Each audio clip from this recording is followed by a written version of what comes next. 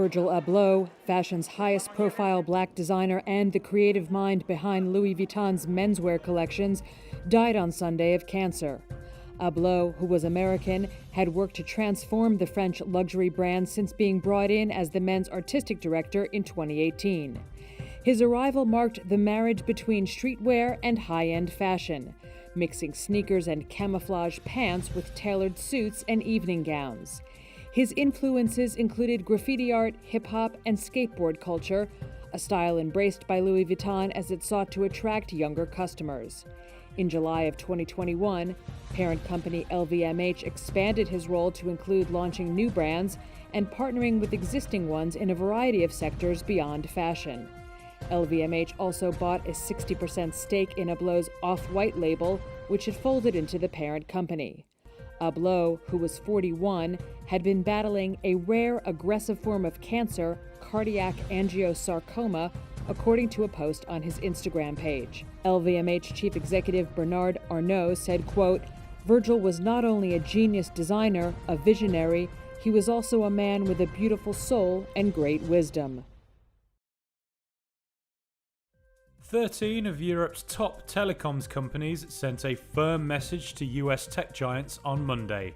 They said Silicon Valley leaders should pay some of the costs of developing Europe's telecoms networks because they use it so heavily. CEOs from Deutsche Telekom, Vodafone and 11 others were among those who made the call.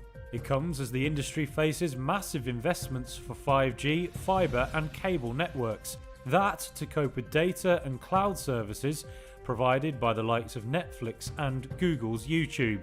Investment in Europe's telecoms sector rose to a 6-year high of just under $60 billion last year. The firms argued a large part of network traffic is monetized by big tech platforms and needs constant large investment. That, they said, is only sustainable if big tech firms make a fair contribution to network costs. No company was mentioned by name in the letter, but Reuters understands Netflix and Facebook are two tech giants they have in mind. Other CEOs to sign the letter came from major European telcos like Orange, Telefonica and BT Group. Australia's plans for a wider reopening this week have been thrown into doubt amid concerns over the new Omicron coronavirus variant. The country detected its first cases of Omicron in several states, among some who traveled from southern Africa over the weekend. Prime Minister Scott Morrison said the country's National Security Committee will meet Monday. We'll get the best information, we'll work together, we'll make sensible, practical, balanced decisions, and my key message to people is just to remain calm, do what you're doing, follow all the same usual procedures, get your booster shot, get your second vaccine. Let's get that vaccination rate up over 90%. We're on track for that. Australia shut its borders for more than 18 months until the start of November. Its largest cities, Sydney and Melbourne, have since tightened their travel rules again, with all international travelers required to quarantine for 3 days. Australia was poised to allow skilled migrants and students into the country on Wednesday.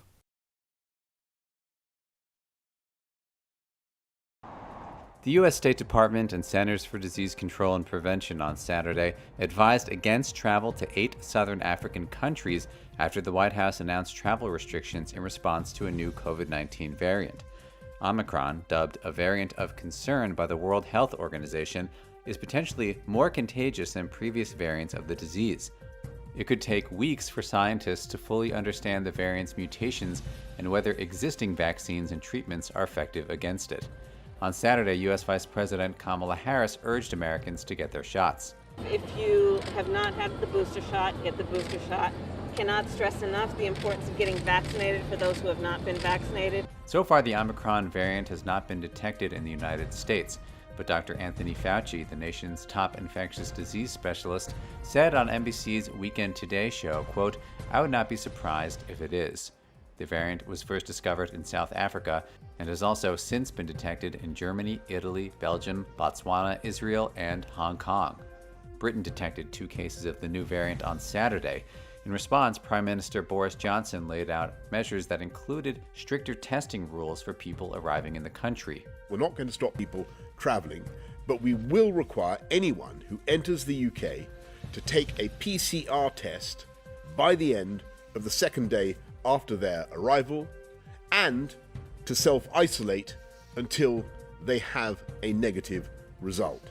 Israel said it would ban the entry of all foreigners into the country and reintroduce counter-terrorism phone tracking technology to contain the spread of the variant. Dutch health officials said they had detected 61 COVID-19 cases among people who flew from South Africa on Friday and believe at least some infections are of the Omicron variant.